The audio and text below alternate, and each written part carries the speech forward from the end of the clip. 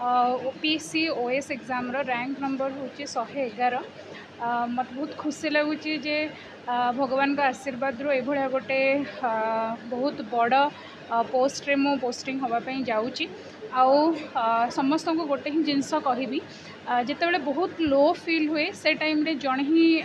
माने जनकर ही साहाय्य और सहयोग लोड़ा हुए सी होचंदी प्रभु जगन्नाथ तांको ही डाकिकी आगू गले निहाती सबू जिनस तुमको सफलता मिलिबो। आउ हाँ भांगी पड़ार ना जहाँ अच्छी जमीती अच्छी आउ थे पढ़ा आउ थे ठिया आउ थे परीक्षा दबा आउ एगेन डेफिनेटली सक्सेस मिलिबो जदि आम बारंबार बारंबार प्रचेष्टा करि चलिबा।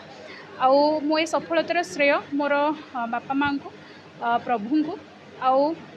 सर्वोपरि मोर सांगसाथी मानक आउ मोर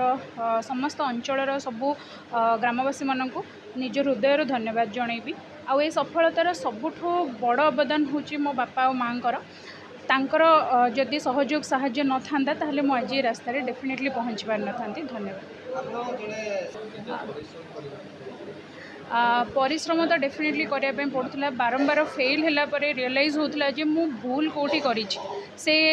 भूलटा को आइडेंटिफाई करी हो नथिला। तापरे मु बहुत थर भांगी पड़ी गोटे साइंस स्टूडेंट है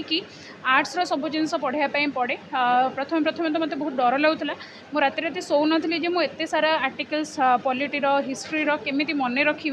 बट धीरे धीरे धीरे धीरे बहुत थर चेष्टा कलापर बारंबार रिवाइज कलापर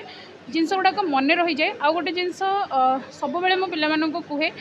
जो पिला माने मते पचारती दीदी आम केमती पढ़ू कौन करूँ गोटे ही जिनस कहे कनसेप्चुअल क्लारिटी प्लस रिविजन आउ कंसिस्टेंसी मेंटेन करवा। जदि आम सबुदिन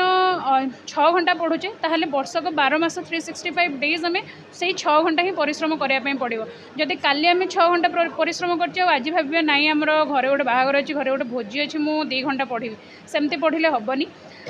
बेसी मु कहवाई चाहिए जे जो जिनस गुड़ाक साइंस जिनस अच्छे जदि आप ऑप्शनल भाव में ने ताहले सेटा एते फलप्रद हुए एग्जाम रे किंतु आगे देखापी पड़ो कौ ऑप्शनल कौन सिलेबस अच्छे तापर ही आप प्रिपेयर करें। बेसी पिला माने जदि मु कहबी आर्ट्स ही ऑप्शनल गुड़ाक प्रिफर करती सो जो मैंने प्रिपेयर होगापी चाहूँगी मुझे गोटे ही जिनस कहबी आपण आगे सिलेबस देखूँ और निजर इंटरेस्ट बाछंतु जे कौ सब्जेक्ट रे आपको इंटरेस्ट अच्छे तापर जाकि आप से जिनसा पढ़ी पारे। डेफिनेटली बहुत खुशी लगुच ग्रामवासी मानकर एटा गोटे बहुत नियारा प्रचेष्टा मु तो आगु केबे देखिनी जेहेतु जदिव मु गाँव में कम रहे बट बहुत खुशी लगिला जे प्रोसेसन करके मते ए पर्यंत आनिले और बहुत प्रकार संबर्धना समस्ते उपस्थित थे सभारे आउ विशेषकर जो गुरुजन मैंने आसते मो हृदय धन्यवाद जनइबी। आउ यही भाया मु समस्त गोटे दिग्दर्शन देवाई चाहिए मु किसी शिखाइवाई चाहूनी बट जो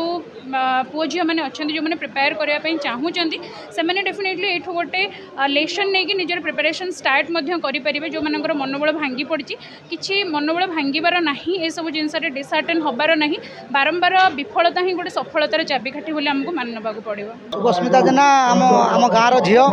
से Odisha civil service 111 number rank पाई से जगतसिंहपुर जिला बालिकुदा ब्लॉक अपनरा पंचायत विशेषकर आम शिवंतपुर ग्राम गर्व गौरव ये शिवंतपुर ग्रामवासी बहुत खुशी तेणु गाजीब्रह्म सेवक संघ यही पिला उत्साह करने शुभस्मिता को देखिए अन्य मैंने उत्साहित हूँ से आज आमर महावीर मठ ठार एक शोभा यात्रा करी पाछटी आनी गाजीब्रह्म सेवक संघ एवं एठारे सभार आयोजन करी संपूर्ण फैमिली बाप माँ बड़ापा बड़ बो दादा खुड़ी समस्त को गाजीब्रह्म सेवक संघ संबर्धित कराई शुभस्मिता को संबर्धित कर